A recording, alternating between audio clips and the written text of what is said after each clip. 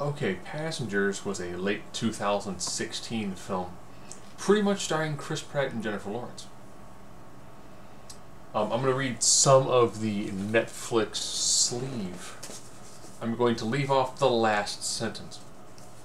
During a 120-year journey on the Starship Avalon to a distant planetary colony, a computer glitch rouses mechanic Jim Press from hibernation, decades ahead of schedule.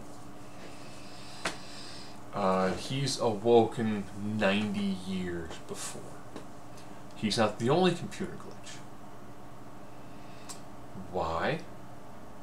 Well, you find out in the first opening minutes of the film, as it's this really interesting looking spaceship is making its way through space. It kind of hits a lot of asteroids, which forces redirect energy to the main shields. Makes sense.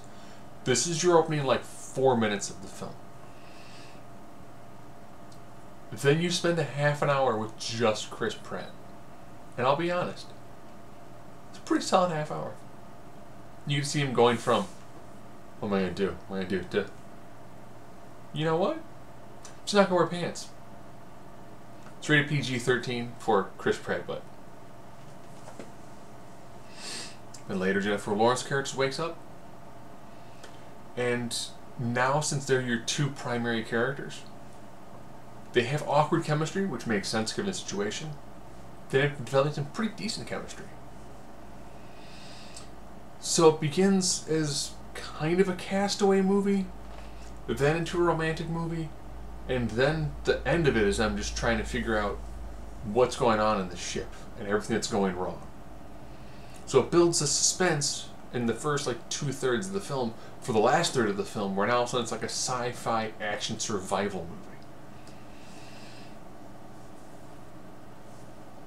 So it does those three things well,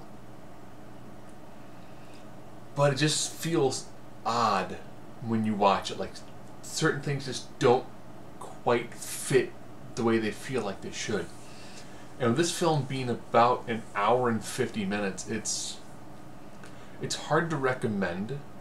It's a good film. It's worth watching. If you're into these sort of things, if you like Chris Pratt, if you like Jennifer Lawrence, you know, you probably saw this film in theaters. Would I say this is a go out and buy? No.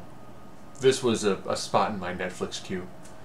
So, interesting film. I'd say if you've got about 2 hours and you want to see a kind of bizarre mishmash of 3 genres into one film, or if you went, you know, I kind of like Titanic, kind of like Castaway, I dig Chris Pratt, I want to see all that in space. He has a dance number, which I think is probably going to be written in all his contracts now that Chris Pratt must have a dance number. He does have a dance-off with Jennifer Lawrence. So like I said, you get spots where it's like, Castaway part, good.